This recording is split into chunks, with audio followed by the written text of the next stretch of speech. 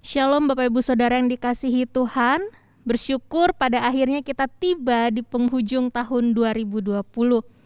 Mari sebelum bersama-sama kita merenungkan kebenaran firman Tuhan, kita bersatu di dalam doa. Kepada Allah Bapa yang Maha Pengasih dan begitu hadir dalam kehidupan kami, saat ini kami mau bersyukur dan berterima kasih.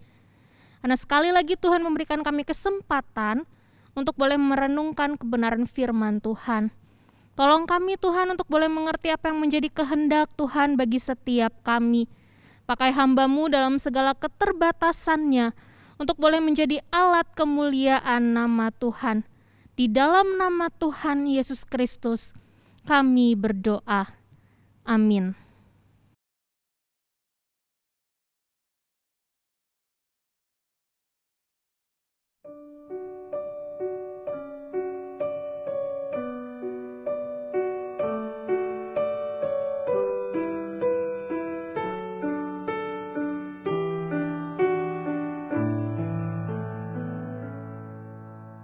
My God, my God, why have you left me here? Where are you now when I need you near to rescue me, deliver me from fear? Please don't forsake me, my God, my God. Why have you left me here? Where are you now when I need you near to rescue me, deliver me from fear? Please don't forsake me. Lord, answer me. Do you not hear my sighing? All day and night, my eyes are sore from crying. I long for you to keep my hope from dying. I find no rest, my God, my God. Why have you left me here? Where are you now when I need you near to rescue me, deliver me from fear? Please don't forsake me, my God.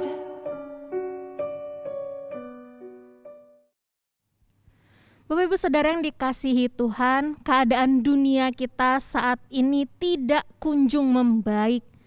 Video tadi menggambarkan setidaknya Bapak Ibu, sebagian dari kondisi yang kita sebagai manusia itu sedang alami.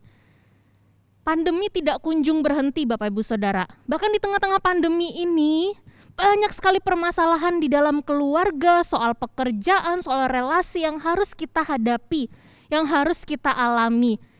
Perekonomian juga tak kunjung membaik Bapak Ibu Saudara.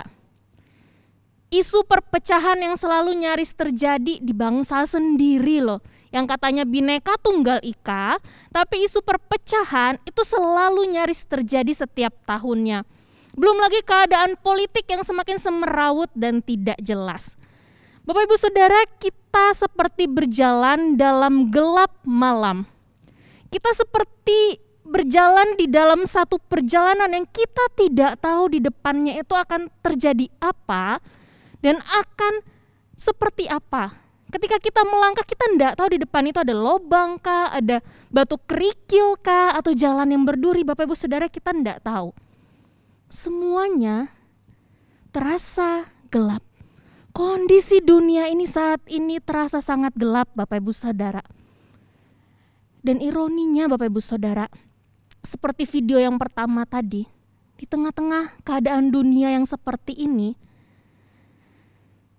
pada akhirnya realita yang ada di depan mata kita membuat kita gagal melihat dan merasakan kehadiran Allah.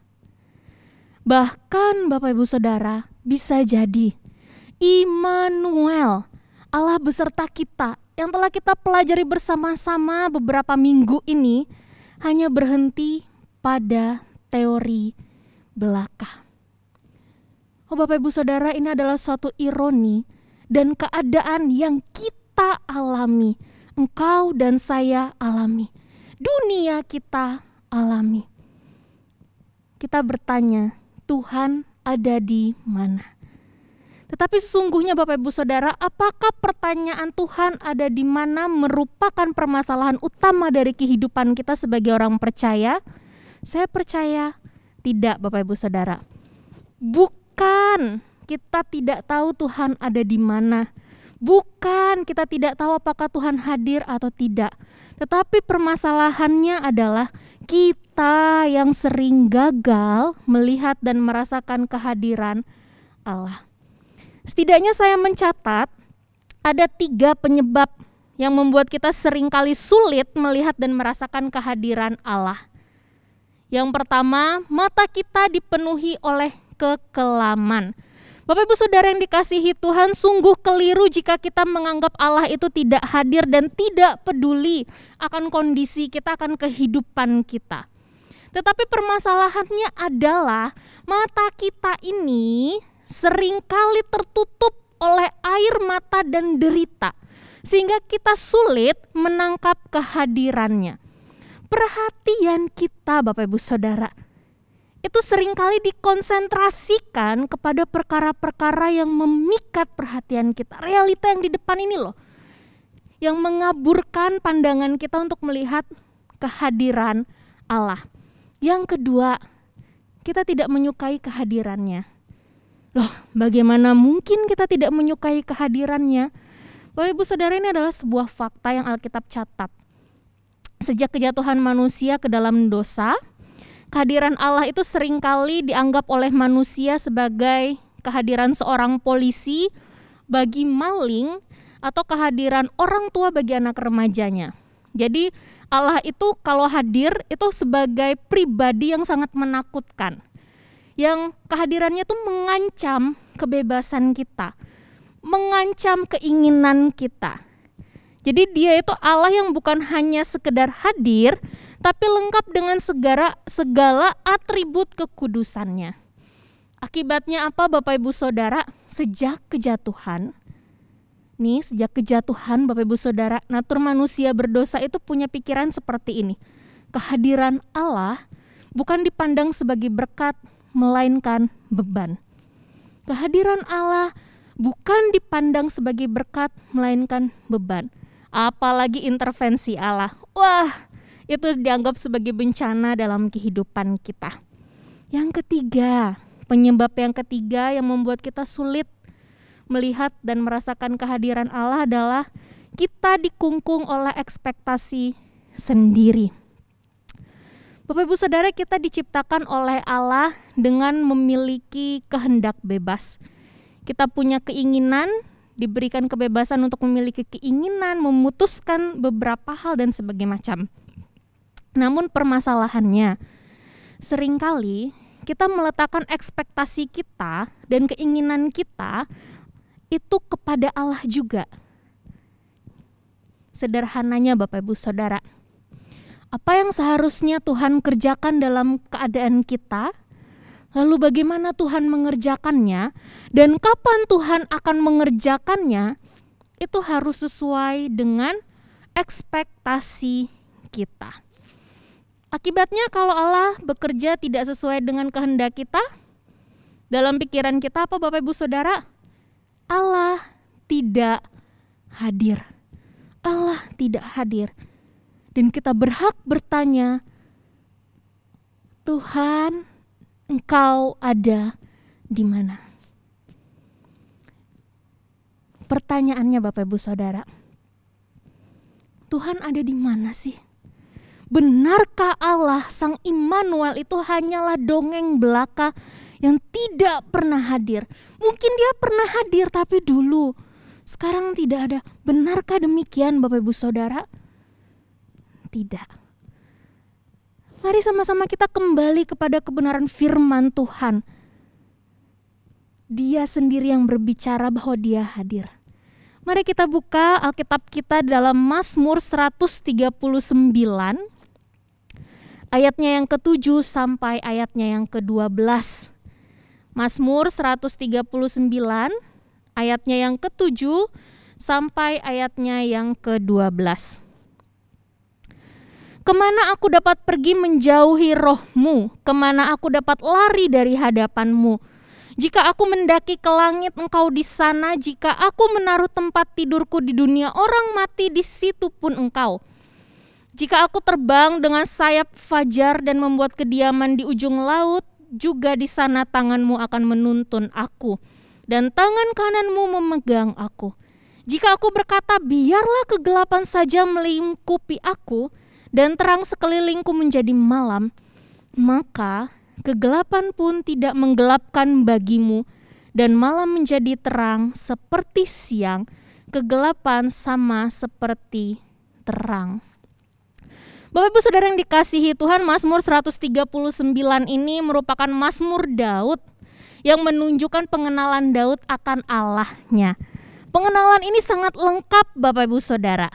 Mulai dari ayat 1 sampai ayat 6, Daud menguraikan tentang Allah yang Maha Tahu. Lalu ayatnya yang ke-7 sampai 12 yang tadi kita baca, Daud mengungkapkan tentang Allah yang Maha Hadir. Kehadirannya ya dan amin. Lalu ayat 13 sampai 24, Daud menyampaikan, mengungkapkan pribadi Allah yang Maha Kuasa. Dan secara khusus hari ini kita mau lihat pribadi Allah yang Maha Hadir. Bapak Ibu Saudara, di ayat 7, Daud memulai penguraiannya tentang Allah yang Maha Hadir dengan sebuah pernyataan, kemana aku dapat pergi menjauhi roh-Mu, kemana aku dapat lari dari hadapan-Mu. Bapak Ibu Saudara, ini menunjukkan satu keyakinan iman Daud bahwa Allah mengetahui keberadaan dia. Kemanapun dia pergi, kemanapun dia berusaha bersembunyi dari Allah seperti Adam dan Hawa, Allah akan tetap menemukan Daud. Kemanapun Daud pergi, Allah akan ada di sana.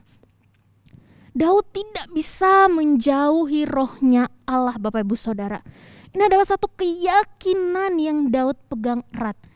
Maka ketika dia menjalani kehidupannya, apapun yang terjadi, Daud tetap meyakini akan kehadiran Allah.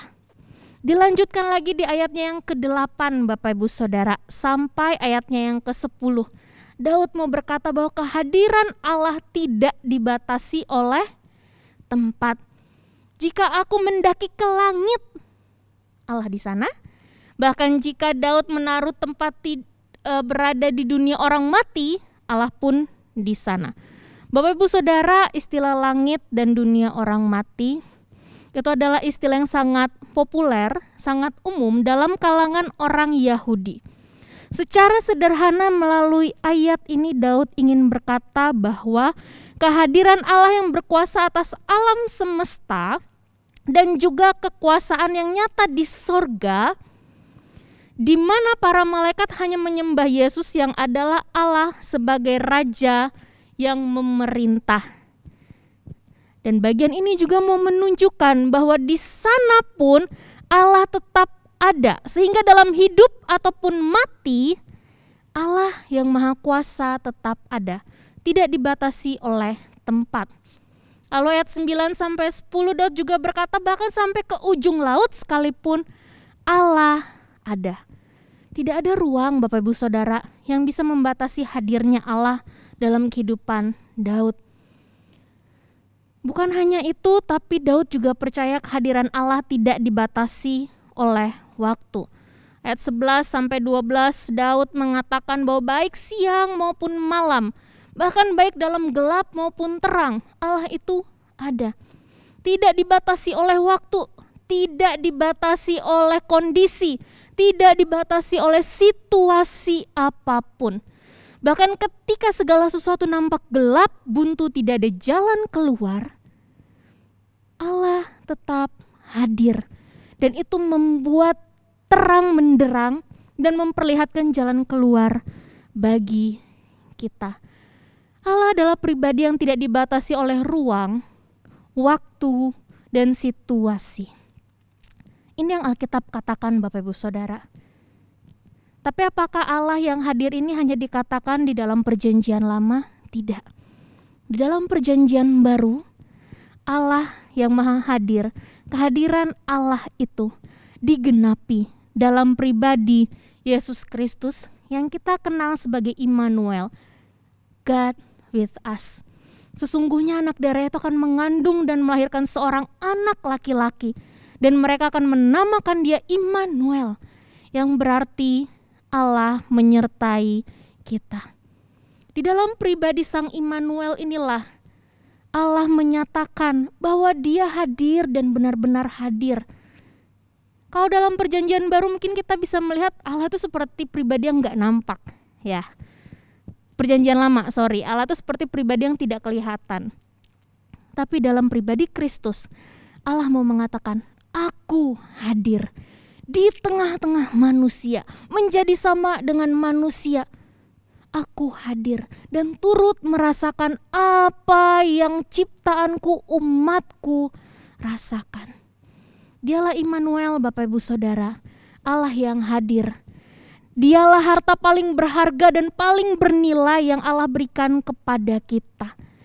Dialah Kristus Sang Immanuel, bukti nyata bahwa Allah telah hadir dan akan selalu hadir.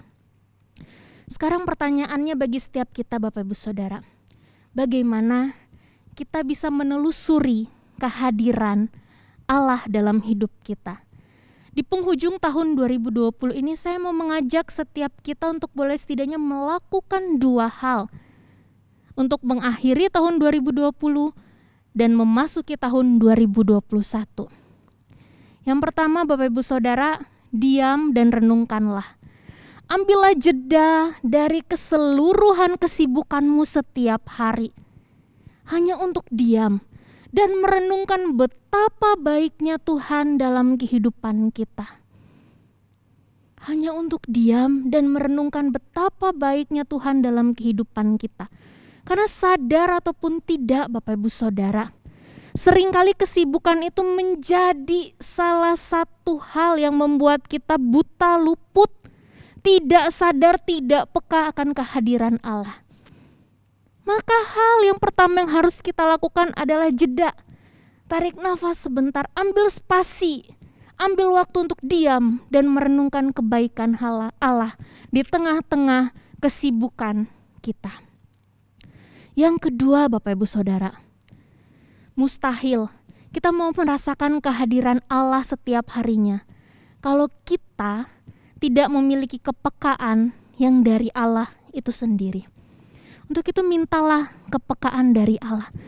Berdoalah senantiasa akan Allah menganugerahkan kita kepekaan akan kehadirannya. Bapak Ibu Saudara, tanpa adanya kepekaan ini, kita akan terus menjadi orang-orang yang selalu menuntut Allah melakukan segala sesuatu dengan caranya kita. Dan justru dengan kepekaan yang dari Allah ini, itu bisa menolong kita Bapak Ibu Saudara, menyingkirkan ekspektasi kita, tuntutan kita terhadap Allah, membuka hati kita terhadap kemungkinan-kemungkinan yang akan Allah lakukan, dan pada akhirnya kita akan bisa merasakan kehadiran Allah. Baik itu di padang rumput, ataupun itu di lembah kelam, Bahkan dalam peristiwa dan hal-hal biasa yang terjadi setiap harinya. Inilah dua hal yang bisa kita lakukan untuk kita bisa menelusuri kehadiran Allah setiap hari. Tentu dengan pedoman dan keyakinan iman bahwa Allah Maha hadir. Dia hadir dari dahulu sampai selama-lamanya. Dia Alfa dan Omega. Dia bukan hanya Immanuel yang lahir di kandang domba, Bapak Ibu Saudara, tapi dia juga adalah Immanuel yang hadir saat ini bersama dengan kita. Bapak Ibu Saudara, tahun 2020 ini adalah tahun yang tidak mudah bagi saya. Apalagi di akhir-akhir ya, mulai 2 bulan terakhir. Rasa jenuh, rasa bosan, rasa lelah. Lelah Bapak Ibu Saudara. Setelah sekian bulan beradaptasi, ternyata kondisi masih seperti ini. Saya harus akui di depan Bapak Ibu Saudara dan di hadapan Tuhan, bahwa saya sebagai hamba Tuhan pun pernah jatuh dalam pertanyaan, Tuhan ada di mana? Secara pengetahuan, secara doktrin saya tahu dan paham Tuhan hadir. Tapi secara pengalaman, saya sulit mengalaminya Bapak Ibu Saudara. Sulit sekali. Apalagi ketika saya dapat kabar dari rumah bahwa ternyata keluarga tidak baik-baik saja sementara saya ada di sini, tangan saya tidak bisa menggapai mereka. Saya lebih bertanya-tanya Bapak Ibu Saudara, Tuhan ada di mana? Bahkan ketika saya mempersiapkan bagian firman Tuhan ini, pertanyaan Tuhan ada di mana itu masih ada dalam diri saya Bapak Ibu Saudara. Tuhan ada di mana? Saya nggak bisa melihat Tuhan. Lelah, depresi, stres, bangun tidur, nangis, habis itu tidur lagi. Bangun hanya untuk makan, setelah itu nangis, lalu tidur lagi. Saya merasa sendiri, saya merasa Allah meninggalkan saya. Tapi syukur kepada Allah. Allah tidak pernah meninggalkan saya Bapak Ibu Saudara. Dia hadirkan seorang rekan yang selalu mengingatkan saya bahwa Tuhan ada kok. Tuhan ada sama Yosi. Tuhan selalu mengasihi Yosi. Mungkin ini waktu buat seorang Yosi, seorang hamba Tuhan, untuk diam dan merenungkan kembali kehadiran Allah. Untuk diam dan menikmati kembali kehadiran Allah. Karena dalam kehidupan kita butuh yang namanya spasi. Kita butuh yang namanya jeda. Oh Bapak Ibu Saudara, perkataan ini bukan hadir dari seorang hamba Tuhan yang tahu banyak tentang Allah. Tapi dari seorang jemaat biasa yang juga bergumul tentang perjalanan kehidupan rohaninya bersama dengan Tuhan. Tapi melalui pribadi yang seperti ini, Tuhan mau menyatakan kepada saya bahwa dia hadir. Dia ngerti saya lagi pusing, saya lagi stres, berbeban berat, dia ngerti. Dia ngerti saya hampir putus asa, dia ngerti. Dan yang dia mau, saya cuman diem. Dan merasakan kehadirannya. Saya percaya bahwa bagi Bapak Ibu Saudara, perjalanan kita di tahun 2020 ini juga tidak mudah. Banyak hal mengejutkan yang Allah hadirkan bagi engkau dan saya. Kita semua beradaptasi pada tatanan kehidupan yang baru Bapak Ibu Saudara. Kita semua kesulitan, kita semua bergumul, kita semua bingung apakah 2021 akan menjadi lebih baik atau tidak. Bahkan kita semua pernah berada pada titik meragukan kehadiran Allah, tidak peka akan hadirnya Allah, mengabaikan Allah. Tapi saya mau katakan Bapak Ibu Saudara, di titik kita berdiri pada hari ini, di titik kita bernafas pada hari ini, di titik inilah bukti bahwa Allah hadir. Anugerahnya ada, anugerahnya ya dan amin. C.S. Lewis dalam salah satu bukunya mengatakan, kita mungkin mengabaikan, tetapi kita tidak akan pernah bisa menghindari kehadiran Allah. sebab dunia penuh dengan Dia. Dia yang adalah Allah berjalan kemana-mana dalam penyamaran. Dunia ini adalah dunianya Tuhan, diciptakan oleh Allah, untuk Allah, dan tentang Allah. Kita sebagai manusia mungkin mengabaikannya, tapi kita tidak akan pernah bisa menghindari kehadiran Allah. Kemanapun kita melangkah, Allah di sini, Bapak Ibu Saudara. Apapun yang terjadi, Allah hadir.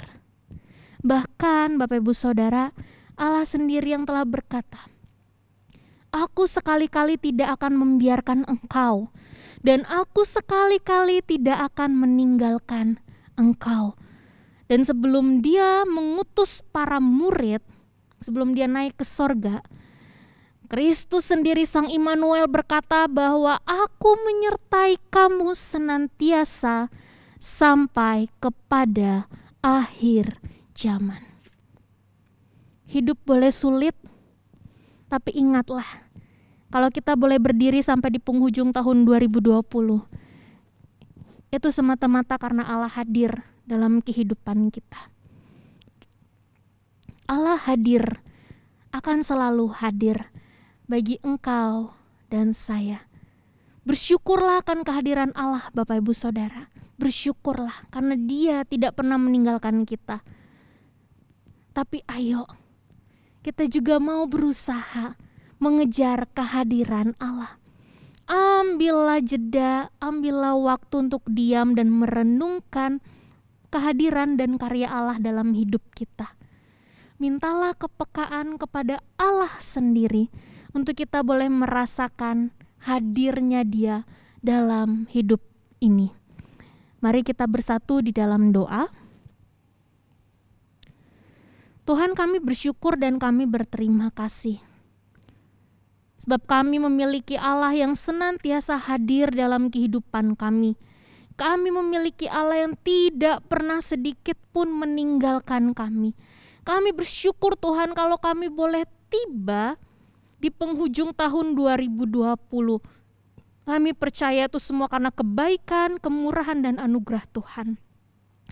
Tolong setiap kami Bapa, beri kami kepekaan, beri kami kemampuan untuk setiap hari kami terus boleh merasakan hadirat Tuhan. Untuk setiap hari kami tidak lagi mempertanyakan Tuhan ada di mana, tapi kami boleh tinggal di dalam hadirat Tuhan. Dan pada saat ini hamba-Mu secara khusus berdoa untuk setiap jemaat Tuhan dimanapun mereka berada. Mereka yang bergumul, mereka yang kesulitan di dalam nama Tuhan Yesus. Biarlah Allah yang maha hadir itu menyentuh hati mereka. Menolong mereka untuk tetap boleh mengarahkan mata iman mereka kepada Sang Immanuel yang telah lahir dan selalu hadir dalam kehidupan mereka. Sehingga hidup mereka menjadi hidup yang memuliakan nama Tuhan. Di dalam nama Tuhan Yesus kami berdoa. Amin.